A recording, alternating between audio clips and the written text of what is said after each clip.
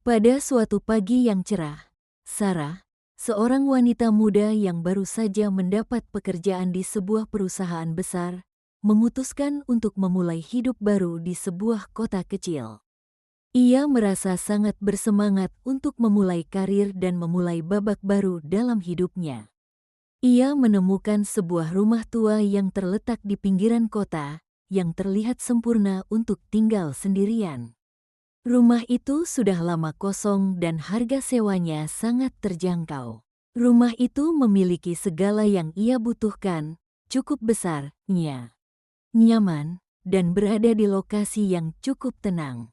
Meskipun rumah itu agak tua dan sedikit terlihat suram, Sarah tidak terlalu peduli. Ia bahkan merasa rumah tersebut memiliki karakter dan keunikan yang membuatnya lebih menarik.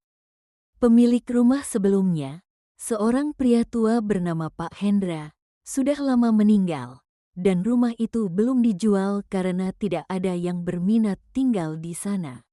Sarah merasa rumah itu sangat tenang, jauh dari keramaian, dengan halaman luas dan pepohonan yang rindang.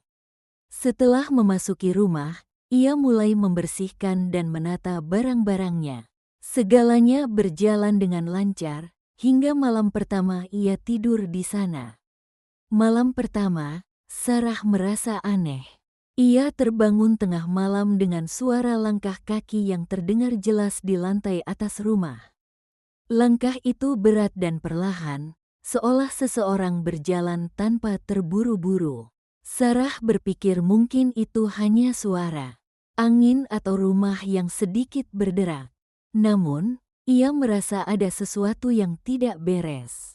Hari-hari pertama di rumah itu berlalu dengan tenang, tetapi kejadian aneh mulai semakin sering terjadi. Sarah mulai mendengar suara pintu yang terbuka dan tertutup sendiri, suara bisikan halus yang tidak bisa ia jelaskan, dan perasaan seperti ada seseorang yang mengawasinya saat ia berada di rumah. Meskipun ia mencoba untuk mengabaikan semua itu, rasa tidak nyaman semakin kuat. Suatu sore, Sarah memutuskan untuk pergi ke toko kelontong untuk membeli beberapa barang. Ketika ia kembali, ia menemukan pintu belakang rumah terbuka lebar. Sarah yakin ia sudah menutupnya sebelumnya. Dengan hati-hati, ia memeriksa sekeliling rumah, tetapi tidak ada yang mencurigakan. Namun, ketika ia masuk ke dalam rumah, sesuatu yang lebih aneh terjadi. Di ruang tamu, ia melihat sebuah foto lama yang sebelumnya tidak ada, tergeletak di atas meja. Foto itu menunjukkan seorang pria tua yang mengenakan pakaian tradisional, dengan ekspresi yang suram dan menakutkan. Sarah merasa aneh, karena ia yakin bahwa foto itu tidak ada di sana ketika ia pertama kali mengatur rumah. Pada malam yang sama, saat Sarah sedang menonton televisi di ruang tamu, ia mendengar suara pintu lantai atas terbuka, disusul oleh langkah kaki yang berat. Rasa takut mulai merayapi tubuhnya, dan ia memutuskan untuk memeriksa. Namun, ketika ia naik ke lantai atas, tidak ada siapa-siapa. Semua pintu tertutup rapat, dan rumah itu kembali sunyi. Namun, terus mengganggunya. Ia merasa semakin terisolasi dan terperangkap di rumah itu. Pada suatu hari, Sarah bertemu dengan seorang wanita tua yang tinggal di dekat rumahnya. Wanita itu bernama Ibu Darmi dan sering mengunjungi pasar. Ibu Darmi terlihat sangat ramah, tetapi saat Sarah menceritakan kejadian-kejadian aneh di rumahnya, ekspresi wanita itu berubah serius. Ibu Darmi menceritakan kisah tentang rumah tersebut.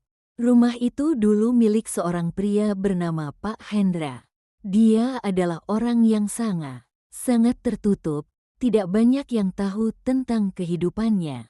Beberapa tahun yang lalu, dia ditemukan tewas di rumah itu, dalam keadaan yang sangat mengerikan. Konon, sebelum meninggal, Pak Hendra sering mengundang tamu-tamu tertentu ke rumahnya, dan mereka selalu menghilang setelah berkunjung. Banyak yang percaya bahwa rumah itu dikutuk karena ada banyak kejadian aneh yang terjadi sebelum Pak Hendra meninggal. Ada cerita bahwa Pak Hendra mencoba melakukan suatu ritual untuk mendapatkan kekuatan, tetapi hal itu berakhir dengan kehancuran, kata Ibu Darmi dengan suara berbisik. Sarah merasa ngeri mendengar cerita itu. Ia mulai menghubungkan semua kejadian aneh yang ia alami dengan apa yang diceritakan Ibu Darmi. Pak Hendra mungkin masih terjebak di rumah itu, atau mungkin ada sesuatu yang lebih gelap yang bersembunyi di sana.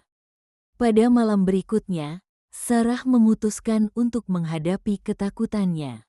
Ia tidak bisa terus hidup dalam ketakutan. Ia memasang kamera di beberapa sudut rumah untuk merekam kejadian-kejadian aneh yang terjadi. Saat tengah malam, ia mendengar langkah kaki yang sama lagi, kali ini lebih berat dan semakin dekat. Sarah mengambil senter dan memutuskan untuk memeriksa lantai atas. Begitu ia naik, langkah itu berhenti tiba-tiba, dan suasana menjadi sangat hening. Namun, ketika ia membuka pintu kamar tidur, ia dikejutkan oleh sebuah bayangan gelap yang melintas di depan matanya. Bayangan itu bergerak dengan cepat, seolah-olah sesuatu yang besar dan berat sedang berlari. Sarah memanggil-manggil, namun tidak ada jawaban. Dengan hati berdebar, ia melangkah maju ke dalam kamar tidur. Saat ia mengarahkan senter ke arah cermin besar di sudut ruangan, ia melihat bayangan pria tua itu sekali lagi. Kali ini, bayangan pria itu tidak hanya muncul di cermin, tetapi juga mulai keluar dari cermin, seperti sosok yang nyata. Pria itu terlihat marah, wajahnya penuh luka, dan matanya menyala dengan api kemarahan. "Kenapa kamu mengganggu rumah ini?" Suara berat itu menggema di seluruh ruangan, dan tubuh Sarah terkejut. Ia tidak bisa bergerak, tubuhnya terasa sangat lemas, seolah-olah ada kekuatan yang mengikatnya. Dalam keputusasaannya, Sarah berteriak, "Siapa kamu? Apa yang kamu inginkan? Ini rumahku. Kamu tidak seharusnya di sini," jawab pria itu dengan suara mengerikan.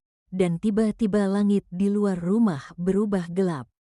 Angin berhembus kencang, dan pintu-pintu rumah terbuka dengan sendirinya. Sosok itu melangkah lebih dekat, dan Sarah merasa seolah-olah tubuhnya akan tercabik oleh kekuatan yang tak terlihat. Namun, tiba-tiba, sebuah suara lain terdengar, suara Ibu Darmi, yang muncul di ambang pintu. "Jangan biarkan dia menguasaimu." Pak Hendra terperangkap dalam kutukan ini. Satu-satunya cara untuk membebaskan dirinya adalah dengan mengusir roh jahat itu dari rumah ini, kata Ibu Darmi sambil melangkah maju dengan sebuah lilin besar. Dengan bantuan Ibu Darmi, Sarah berhasil melakukan ritual sederhana untuk membebaskan roh Pak Hendra. Mereka mengelilingi rumah dengan lilin dan doa. Dan akhirnya, setelah beberapa saat, sosok pria itu menghilang, meninggalkan rumah itu dalam keheningan. Setelah kejadian itu, rumah itu menjadi tenang kembali. Sarah memutuskan untuk tetap tinggal di sana, tetapi ia selalu mengingat peringatan Ibu Darmi. Sejak saat itu, Sarah merasa tidak lagi sendirian di rumah itu. Tetapi ia juga merasa bahwa ada kedamaian yang telah kembali. Rumah itu sekarang tidak lagi terasa angker. Meskipun terkadang suara langkah kaki masih terdengar, Sarah merasa bahwa yang mengikutinya bukanlah roh yang jahat, tetapi roh yang terperangkap, yang akhirnya bisa beristirahat dengan tenang.